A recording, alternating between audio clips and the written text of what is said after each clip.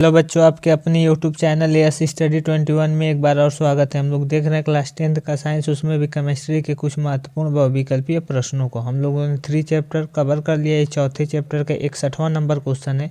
चलिए हम लोग अपने 61वें नंबर क्वेश्चन की तरफ चलेंगे। 61वां नंबर क्वेश्चन क्या कह रहा है, तो देखिए 61 नंबर क्वेश्चन हो जाएगा कार्बोक्सिलिक अम्ल ग्रुप की पहचान है, यानी कार्बोक्सिलिक अम्ल ग्रुप की पहचान इसमें से कौन सा सही हो जाएगा, तो ऑप्शन नंबर सी, यानी सिंगल बॉन्ड COOH, यानी ऑप्शन नंबर कौन सा सही हो जाएगा, सी। चलिए नेक्स्ट क्वेश्चन की तरफ चलेंगे। 62 नंबर क्वेश्चन क्या कह रहा है कि निम्न में से कौन कार्बनिक यौगिक की अभिक्रिया नहीं है, इनमें से कौन कार्बनिक यौगिक की अभिक्रिया नहीं है, तो 62 का कौन सा सही हो जाएगा, अवक्षेपण, यानी ऑप्शन नंबर कौन सा सही हो जाएगा, डी। चलिए नेक्स्ट क्वेश्चन की तरफ चलेंगे। नेक्स्ट क्वेश्चन क्या कर रहा है, 63 नंबर क्वेश्चन हो जाएगा। निम्न में से कौन सा गुण कार्बनिक यौगिकों में प्रायः नहीं होता है, इनमें से कौन सा गुण कार्बनिक यौगिकों में नहीं होता है, तो ऑप्शन नंबर ए, यानी जल में विलेयता। 63 का ऑप्शन नंबर कौन सा सही हो जाएगा, ए। चलिए नेक्स्ट क्वेश्चन की तरफ चलेंगे। 64 नंबर क्वेश्चन क्या कर रहा है, कार्बनिक यौगिकों में तत्वों के बीच कैसा बंध होता है, तो कार्बनिक यौगिकों में तत्वों के बीच कैसा बंध होता है, तो सहसंयोजन बंध, यानी ऑप्शन नंबर कौन सा सही हो जाएगा, ए। चलिए नेक्स्ट क्वेश्चन की तरफ चलेंगे। 65 नंबर क्वेश्चन क्या कह रहा है, कार्बनिक यौगिकों में हाइड्रोजन को प्रतिस्थापित करने वाले तत्व क्या कहलाते हैं, यानी कार्बनिक यौगिकों में जो हाइड्रोजन को प्रतिस्थापित करते हैं उन तत्वों को क्या कहते हैं, तो उन तत्वों को क्या कहते हैं, तो विषम परमाणु कहते हैं, यानी ऑप्शन नंबर ए। चलिए नेक्स्ट क्वेश्चन की तरफ चलेंगे।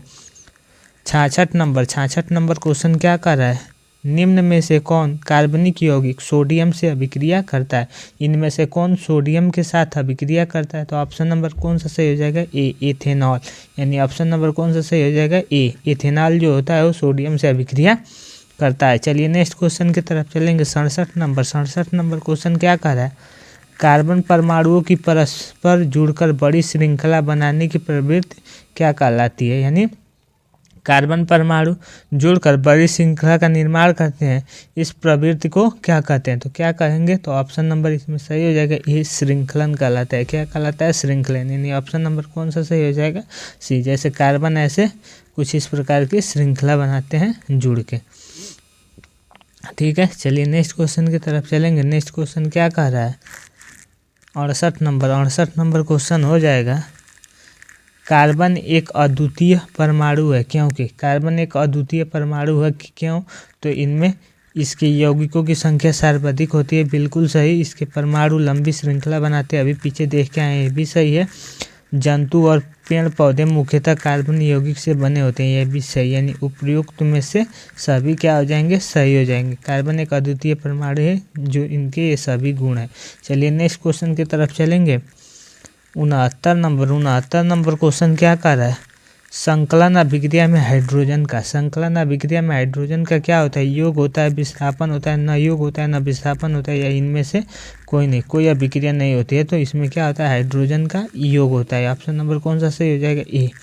चलिए नेक्स्ट क्वेश्चन की तरफ चलेंगे। 70 नंबर क्वेश्चन क्या कर रहा है, उनके अणु के 2 सिरे होते हैं, हाइड्रोकार्बन में विलेय सिरे को क्या कहते हैं, साबुन के जो 2 सिरे होते हैं और उनमें से जो सिरा हाइड्रोकार्बन में विलेय होता है उसको किस नाम से जानते हैं, तो क्या हो जाएगा, ऑप्शन नंबर ए, जल विरागी के नाम से। किस नाम से, जल विरागी, यानी ऑप्शन नंबर ए।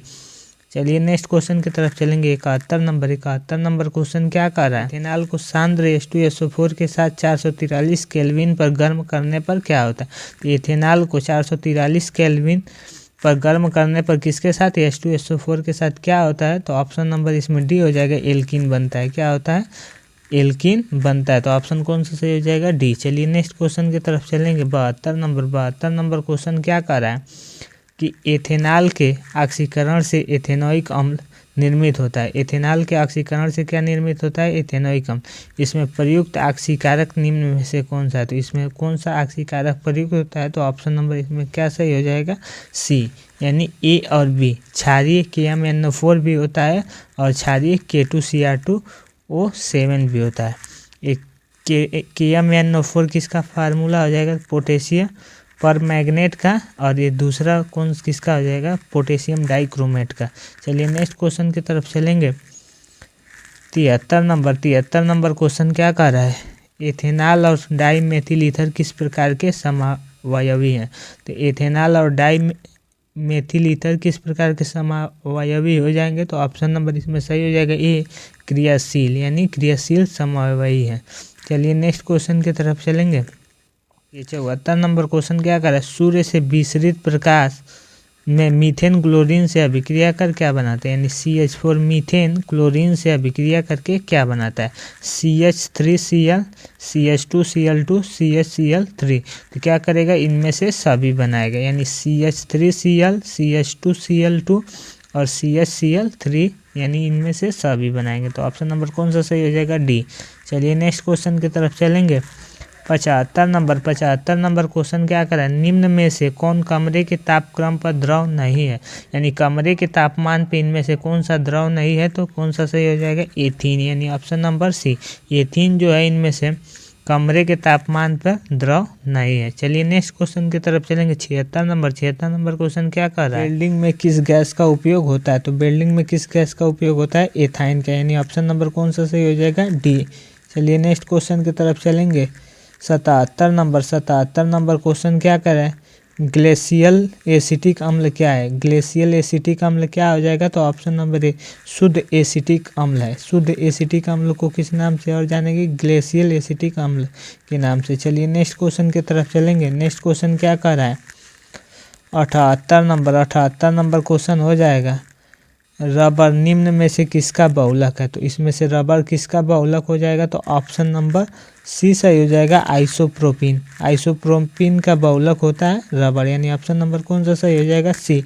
चलिए नेक्स्ट क्वेश्चन की तरफ चलेंगे। 79 नंबर क्वेश्चन क्या कर रहा है, संतृप्त हाइड्रोकार्बन वायु में जलकर किस प्रकार की ज्वाला उत्पन्न करता है, यानी संतृप्त हाइड्रोकार्बन वायु में जलकर किस प्रकार की ज्वाला उत्पन्न करती है, तो इसमें ऑप्शन नंबर कौन सा सही हो जाएगा, सी, यानी स्वच्छ ज्वाला, यानी ऑप्शन नंबर कौन सा सही हो जाएगा, सी। चलिए नेक्स्ट क्वेश्चन की तरफ चलेंगे। 80 नंबर क्वेश्चन क्या कर रहा है, यौगिकों के गुणों को निर्धारित करने वाले परमाणु या परमाणु समूह को क्या कहते हैं, तो जो भी कार्बनिक यौगिकों के गुणों को निर्धारित करता है परमाणु या परमाणु समूह, उसे किस नाम से जानते हैं, तो 80 का ऑप्शन नंबर कौन सा सही हो जाएगा, ए, यानी क्रियाशील मूलक। ऑप्शन नंबर कौन सा सही हो जाएगा, ए। चलिए नेक्स्ट क्वेश्चन की तरफ चलेंगे। 81 नंबर क्वेश्चन क्या कर रहा है, संतृप्त हाइड्रोकार्बन कहे जाते हैं, यानी इनमें से कौन संतृप्त हाइड्रोकार्बन कहे जाएंगे, तो इसमें ऑप्शन नंबर कौन सा सही हो जाएगा, बी, यानी एल्केन। एल्केन जो होते हैं संतृप्त हाइड्रोकार्बन कहे जाते हैं। चलिए नेक्स्ट क्वेश्चन की तरफ चलेंगे। 82 नंबर क्वेश्चन क्या कर रहा है, कार्बन के दो अपरूपों के अलावा तीसरा अपरूप निम्न में से है, यानी दो अपरूपों के अलावा तीसरा अपरूप इसमें कौन सा हो जाएगा, 82 नंबर में, तो फ्लोरीन।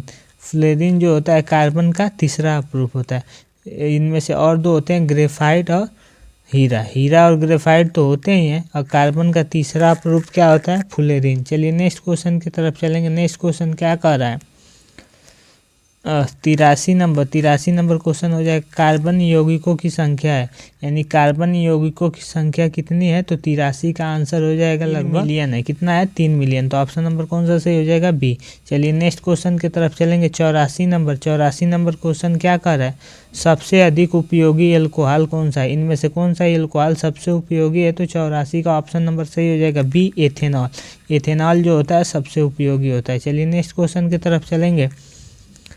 85 नंबर क्वेश्चन क्या कर रहा है, पेंटेन के समावयवों की संख्या है, पेंटेन के समावयवों की संख्या कितनी हो जाएगी 85 में, तो ऑप्शन नंबर डी, यानी 3।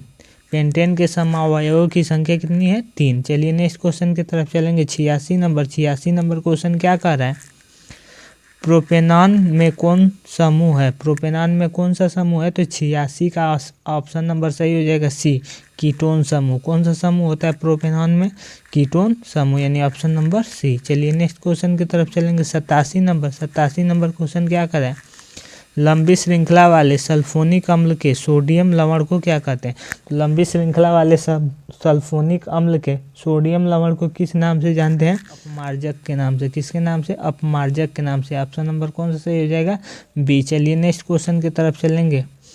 88 नंबर क्वेश्चन क्या करें, निम्न में से कौन कमरे के तापक्रम पर द्रव है, यानी इनमें से कौन कमरे के ताप पर द्रव है। तो ऑप्शन नंबर 88 का सही हो जाएगा डी, C2H5OH। कौन सा ऑप्शन नंबर कौन सा सही हो जाएगा, डी, यानी C2H5OH किसका फार्मूला है, आप लोग कमेंट बॉक्स में आंसर जरूर कीजिएगा।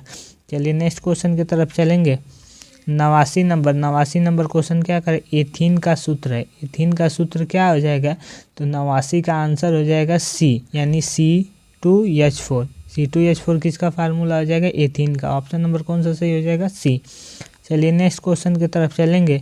ये हम लोग के वीडियो का लास्ट क्वेश्चन है और चैप्टर का भी लास्ट ही क्वेश्चन है। 90 नंबर क्वेश्चन क्या करें, असंतृप्त हाइड्रोकार्बन वायु में जलकर कैसी धुआं उत्पन्न करती है। तो असंतृप्त हाइड्रोकार्बन वायु में जलकर कैसी धुआं उत्पन्न करेगी, तो 90 का इसमें बी सही हो जाएगा, काले धुआं वाली पीली ज्वाला उत्पन्न करेगी। यानी ऑप्शन नंबर कौन सा सही हो जाएगा, बी।